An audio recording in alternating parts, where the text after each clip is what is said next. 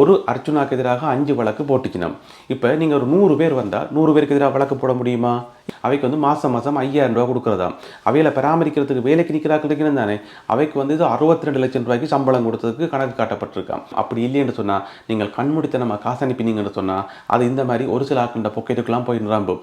எனவே வந்து இனியும் நாங்கள் விழிச்சு கொள்ளாட்டி இனி எப்போவுமே விழிச்சு கொள்ள முடியாது. தென்மராட்சி அபிவிருத்தி சங்கத்தினுடைய முன்னாள் தலைவர் அகிலன் முத்துக்குமாரசுவாமி ஒரு பேட்டி கொடுத்திருக்கிறார்.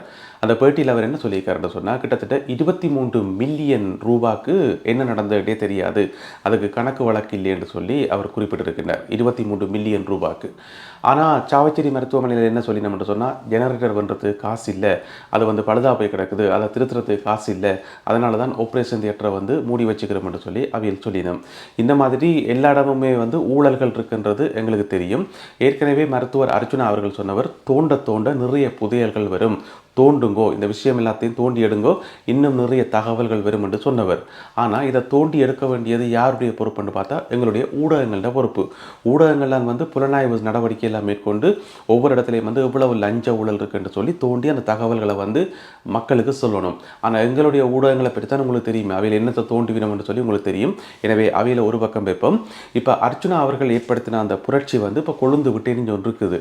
ஒவ்வொருத்தரும் ஒன் பை ஒன்னாக ஒவ்வொருத்தராக வெளியில் வந்து விஷயங்களை உண்மைகளை வந்து சொல்ல ஆரம்பிச்சிருக்கணும். அந்த வகையில் வந்து பார்த்தீங்கன்னு சொன்னால், இன்னும் ஒரு மருத்துவர் வந்து கேபிட்டல் டிவிக்கு வந்து பேட்டி கொடுத்துருந்தவர், அதை நீங்கள் பார்த்துருப்பீங்க. அதே மாதிரி இப்பொழுது அகிலன் முத்துக்குமாரசுவாமி வந்து இந்த விஷயங்களை சொல்லியிருக்கார். இன்னும் எத்தனை பேர் வெளியில் வந்து என்னென்ன குண்டுகள் எல்லாத்தையும் தூக்கி போட போயினும், எவ்வளவு உண்மைகளை போட்டு உடைக்க போயினும் என்று வடிவாக தெரியலை. எனவே இந்த காணொலியை பார்த்து கொண்டிருக்கிற அன்பான உறவுகளை தயவு செய்து தயங்க வேண்டாம். எங்கெங்கெல்லாம் அநியாயம் நடந்ததோ அந்த அநியாயம் எல்லாத்தை வந்து வெளியில் சொல்லுங்க. நீங்கள் வந்து இப்போ பார்த்தீங்கன்னு சொன்னால், இப்போ மருத்துவர்களை நாங்கள் எடுத்து பார்த்தோம்னு சொன்னால், இன்றைக்கு வந்து மருத்துவர்களுடைய பேர் வந்து கெட்டு போய் கிடக்குது. மருத்துவர்கள் என்றாலே எல்லாருமே ஒரு சந்தேகத்தோட பார்க்குற மாதிரி தான் இருக்குது.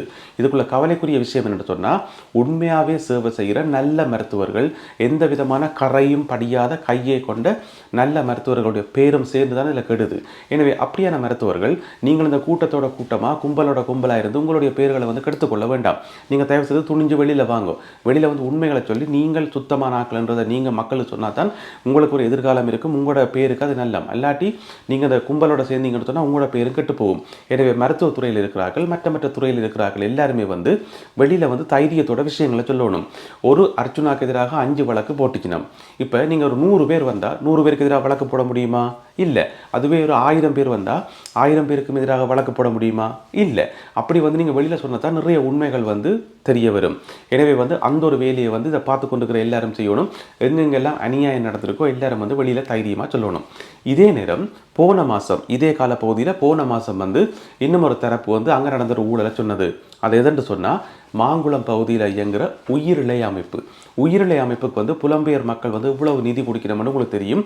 ஏன்னு சொன்னால், இப்போ தாயகத்தில் இருக்கிற அமைப்புகளுக்குள்ளேயே வந்து மிகவும் ஒரு மனசுக்கு மிகவும் நெருக்கமான அல்லது நாங்கள் வந்து அதிகம் கவனிக்கப்பட வேண்டிய அமைப்புன்னு சொன்னால் அந்த உயிரிழை அமைப்பு. ஏன்னு சொன்னால், எல்லாரும் வந்து முன்னாள் போராளிகள், அதுவும் வந்து அந்த முள்ளந்தண்டு வடம் பாதிக்கப்பட்டு அவர்களால் இயலாது. அப்போ அப்படியான போராளிகளை வந்து நாங்கள் மிகவும் கவனிக்கணும்னு சொல்லி நிறைய பொதுமக்கள், அதாவது புலம்பெயர் மக்கள் நிறைய பேர் வந்து இந்த உயிரிழை அமைப்புக்கு வந்து உதவி செய்கிறது. ஏன்னு சொன்னால், அவர்களை வந்து அப்படி தாங்கணும்னு சொல்லி.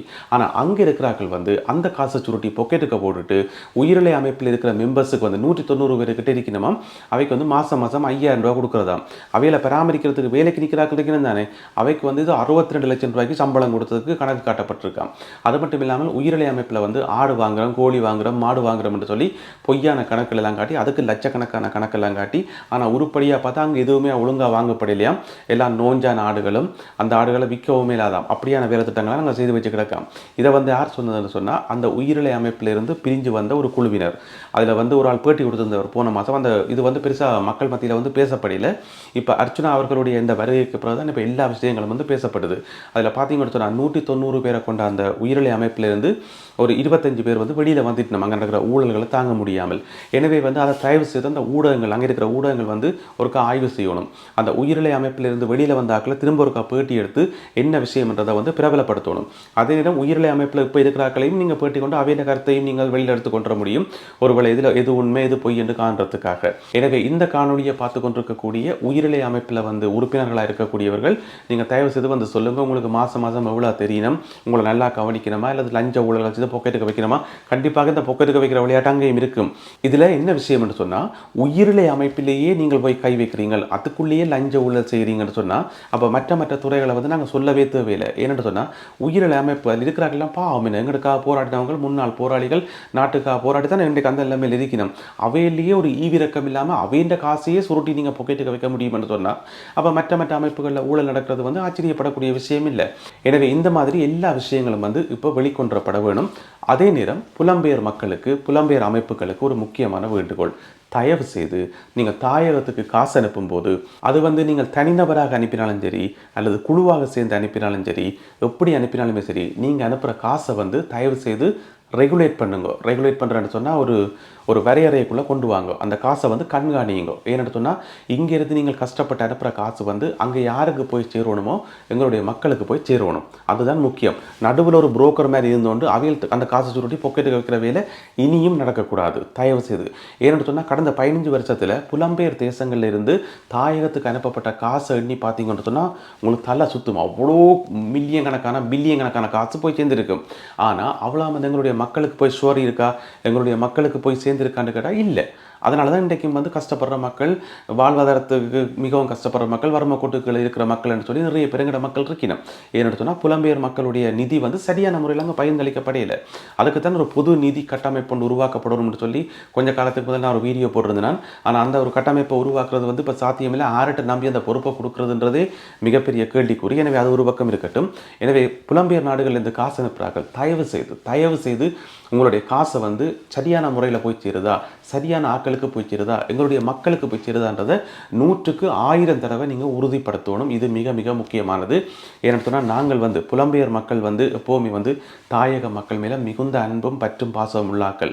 அங்கே எங்களோட மக்களுக்கு ஒரு சின்ன பிரச்சனைன்னு சொன்னால் நாங்கள் இங்கே துடிச்சு போவோம். நாங்கள் படிக்கிற செய்திகளில் நாளாந்த நடவடிக்கையில் வந்து தாயகத்துக்கு கொடுக்குற முக்கியத்துவம் மிகவும் பெரியது. நாங்கள் காலமேலேருந்து இரவு வரைக்கும் எங்களுடைய அன்றாட நடவடிக்கையில் வந்து தாயகத்தில் என்ன நடக்குது, அங்கே யாழ்ப்பாணத்தில் என்ன நடக்குது, திருவண்ணாமலையில் நடக்குது, மட்டக்களப்பில் நடக்குது, வெண்ணியில் நடக்குது, இந்த மாதிரி விஷயங்களை வந்து ஆராய்ஞ்சு கொண்டே இருப்போம். அங்கே வர செய்திகளை படித்து கொண்டே இருப்போம். அதுக்கு முக்கியத்துவம் கொடுப்போம். சிலவில் வந்து நாங்கள் வீட்டில் சமைச்சு கொண்டு இருக்கைகள் வெங்காயம் பட்டி கொண்டு இருக்கும்போது ஊரில் இருக்கிற ஒரு சம்பவத்தை வந்து கேள்விப்படுவோம். அங்கே ஏதாவது ஆக்சிடென்ட் நடக்குது, அங்கே ஏதாவது பிரச்சனை சொன்னால் எங்களை அறியாமலே கையை வெட்டுற சம்பவங்களும் இருக்குது. ஏன்னு சொன்னால், அந்தளவுக்கு வந்து எங்களுடைய உணர்வில் வந்து தாயக மக்கள் ஊறி போயிருக்கணும். இது வந்து எல்லா புலம்பெயர் மக்களுக்கும் நல்ல வடிவாக தெரியும். எனவே அப்படி இருக்கிற எங்களை, இவ்வளவு பற்றும் பாசமாக இருக்கிற எங்களை வந்து எப்படி தவறாக பயன்படுத்தினோம்னு சொன்னால், அதாவது வந்து அந்த சென்டிமெண்டில் கை வைக்கிறேன்னு சொல்லுவோம். அதாவது எங்களுடைய உணர்வுகளோட விளையாடினோம் இந்த மாதிரியான ஆட்கள். எனவே வந்து புலம்பெயர் மக்களுடைய உதவி தாயகத்தில் இருக்கிற மக்களுக்கு வந்து முழுமையாக போய் சேரணும் என்று சொன்னால், நடுவில் இருந்த புரோக்கர் மாதிரி இருக்கிறது தானே, எல்லாரும் வந்து கண்காணிக்கப்படணும், எல்லாருக்கும் வந்து சுத்திகரிக்கப்படணும், எல்லாருக்கும் வந்து கடும் நடவடிக்கை எடுக்கணும். எனவே அன்பான புலம்பெயர் மக்களே, புலம்பெயர் அமைப்புகளே, நீங்கள் காசு அனுப்புங்க. நீங்கள் உங்களுடைய உதவிகளால் தான் தாயகத்தில் இருக்கிற மக்கள் வந்து நிம்மதி பெருமூச்சு விடினம். எங்களுக்கு புலம்பெயர் மக்கள் இருக்கணும் என்ற நம்பிக்கையோடு அங்கே இருக்கணும். ஆனால் நடுவில் இருக்கிற இந்த ஆக்களை வந்து நீங்கள் தயவு செய்து செக் பண்ணுங்க, தயவு செய்து கண்காணிங்க. நீங்கள் அனுப்புகிற காசை வந்து நான் சொன்ன மாதிரி ரெகுலேட் பண்ணுங்க. அது ஒரு வரைமுறைக்குள்ளே கொண்டு வாங்க. அது மிக மிக முக்கியம். அப்படி இல்லாமல் நாங்கள் ஒரு பாசத்திலையும் அன்பிலையும் வந்து கண்மூடித்தனமாக காசு அனுப்பினோம்னு சொன்னால், அது வந்து அங்கே ஒரு சில ஆக்கள்கிட்ட பொக்கெட்டுக்கு தான் ரம்பும். அப்புறம் அதை கண்டுபிடிக்கிறதுக்கு எங்களுக்கு ஒரு அர்ச்சுனா தேவைப்படும். இப்போ உலகத்தில் வந்து வேறு சில இனங்களை நாங்கள் எடுத்து பார்த்தோம்னு சொன்னால், அந்தந்த இனங்களுக்கு வந்து வெளிநாட்டு சப்போர்ட் கிடையாது. பெரிய பெரிய செல்வந்த நாடுகள்லேருந்து காசு அனுப்புகிற ஒரு நடைமுறை கிடையாது. அந்த மக்கள் வந்து ஒரு பாவப்பட்ட மக்களாக அவையிலே தாங்களே உழைச்சி தாங்களே வாழ்கிற ஒரு நிலைமை தான் இருக்குது. ஆனால் எங்களுடைய மக்களுக்கு வந்து புலம்பெயர் மக்கள் என்று சொல்லி ஒரு பெரிய ஒரு சக்தியோடு பின்னால் இருக்குது. ஆனால் இந்த சக்தியிலேருந்து கிடைக்கிற வளங்கள், காசுகள் எல்லாமே வந்து எங்களுடைய மக்களுக்கு வந்து சரியான முறையில் போய் சேரல. நடுவில் இருக்கிறாங்க தூக்கி பொக்கெட்டுக்கு போடுற வழியால் இன்றைக்கும் எங்களுடைய மக்கள் வந்து அப்படியே அதே நிலைமையில தான் இருக்கணும். நல்லா யோசிச்சு பாருங்க, நீங்க யாரை ஏமாத்துறீங்க? இப்போ இந்த வீடியோ பார்த்து கொண்டிருக்கிற நீங்க மருத்துவர்களாக இருக்கலாம், அல்லது மற்ற அரச உத்தியோகத்தர்களாக இருக்கலாம், அல்லது இந்த மாதிரி தொண்டு நிறுவனங்களுக்கு பொறுப்பாக இருந்து பொக்கெட்டுகளுக்கு காசு வைக்கிறார்களாக இருக்கலாம். உங்களை எல்லாருக்குமே நான் ஒரே ஒரு கேள்வி கேட்கிறேன், நீங்க யாரை ஏமாத்துறீங்க? யார்கிட்ட தலையில வந்து மிளகாய் அரைக்கிறீங்க? சொல்லுங்க பார்ப்போம். யாரை ஏமாத்துறீங்க? ஒரு 30-35 வருஷமா யுத்தத்துக்குள்ள இருந்து பல்வேறு துன்பங்களை அனுபவிச்சு, இன்னில கஷ்டங்களை அனுபவிச்சு ஒரு மக்கள் கூட்டம். நாங்கள் இந்த காலங்காலமாக பெரிய ஜமீன்தார பரம்பரையில் வாழ்ந்தாங்களா, அல்லது பெரிய செல்வ செழிப்போட நிம்மதியாக வாழ்ந்தோமா? இல்லை. அப்படிப்பட்ட ஒரு மக்கள் இனமா? இல்லை.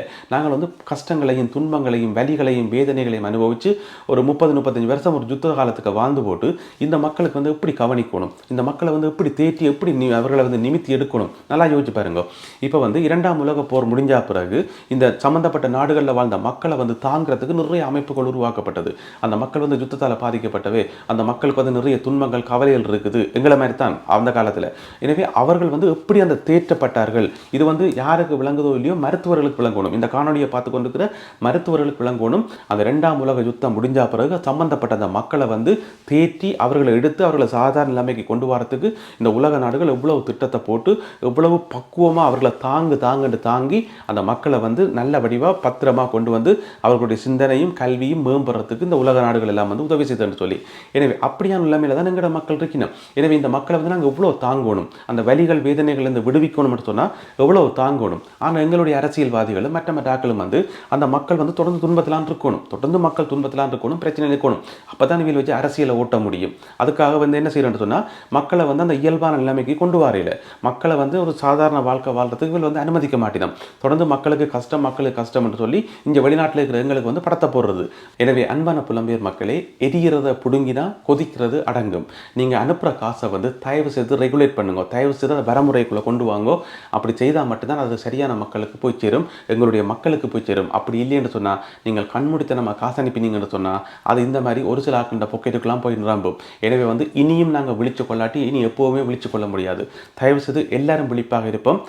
எங்களுடைய கடைசி நோக்கம், எங்கள் எல்லாருடைய கடைசி நோக்கம் வந்து மக்களுக்கு சேவை செய்கிறதாக இருக்கணும், மக்கள் நன்மை பெறுறதாக இருக்கணும். எங்களுடைய மக்கள், எங்களுடைய அப்பாவி மக்களுடைய வாழ்க்கை வந்து மேம்படுறதாக இருக்கணும்.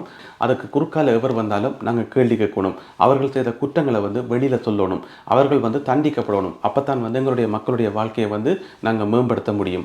எனவே வந்து தயவு செய்து இனிமேலும் யாரும் பொறுத்து கொண்டிருக்க வேண்டாம், வெளியில் வாங்கோ, இதுதான் எங்களுடைய தலைவிதி, எங்களுடைய வாழ்க்கையை எப்படித்தான் போல நடக்குன்னு சொல்லி போட்டு யாருமே இருக்க வேண்டாம்.